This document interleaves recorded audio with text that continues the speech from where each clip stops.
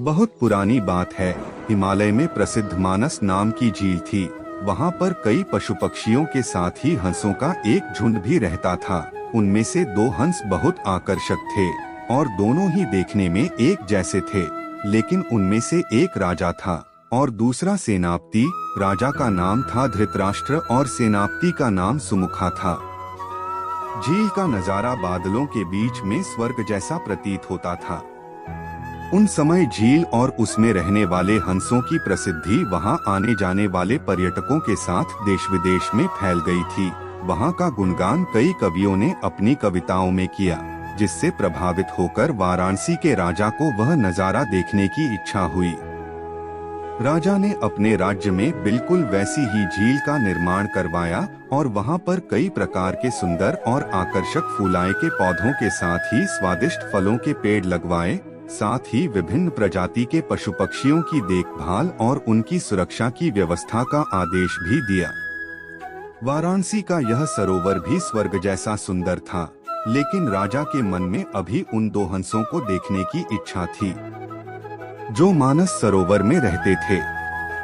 एक दिन मानस सरोवर के अन्य हंसों ने राजा के सामने वाराणसी के सरोवर जाने की इच्छा प्रकट की, लेकिन हंसाए का राजा समझदार था। वह जानता था कि अगर वो वहां गए तो राजा उन्हें पकड़ लेगा।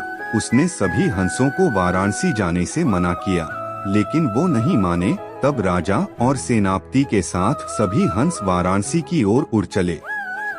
जैसे ही हंसों का झुंड उस झील में पहुंचा, तो अन्य हंसों को छोड़कर प्रसिद्ध दो हंसों की शोभा देखते ही बनती थी।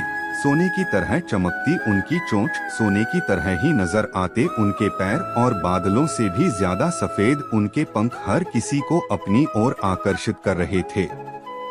हंसों के पहुंचने की खबर राजा को दी गई। उसने हंसों को पकड़ने की युक्ति सोची और एक रात जब सब सो गए तो उन हंसों को पकड़ने के लिए जाल बिछाया गया।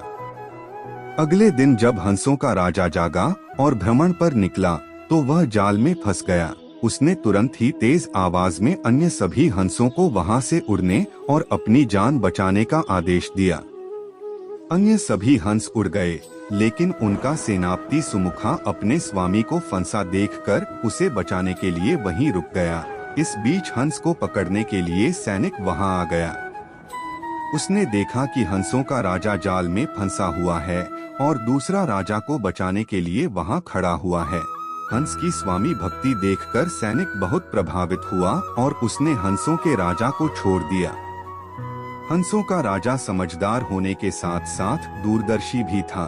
उसने सोचा कि अगर राजा को पता चलेगा कि सैनिक ने उसे छोड़ दिया है तो राजा इसे जरूर प्राणदंड देगा। तब उसने सैनिक से कहा कि आप हमें अपने राजा के पास ले चलें। यह सुनकर सैनिक उन्हें अपने साथ राज दरबार में ले गया। दोनों हंस सैनिक के कंधे पर बैठे थे। हंसों को सैनिक के कंधे पर बैठा देखकर हर कोई सोच में पड़ गया।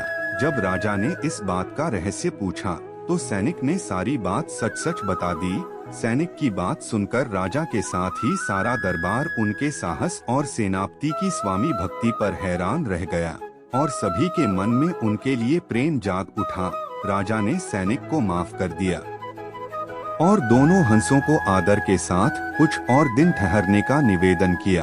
हंस ने राजा का निवेदन स्वीकार किया और कुछ दिन वहां रुककर वापस मानस झील चले गए। श्री कृष्ण जी कहते हैं कि किसी भी परिस्थिति में हमें अपनों का साथ नहीं छोड़ना चाहिए। आप श्री कृष्ण के भक्त हो तो वीडियो को लाइक और चैनल को सब्सक्राइब जरूर करें।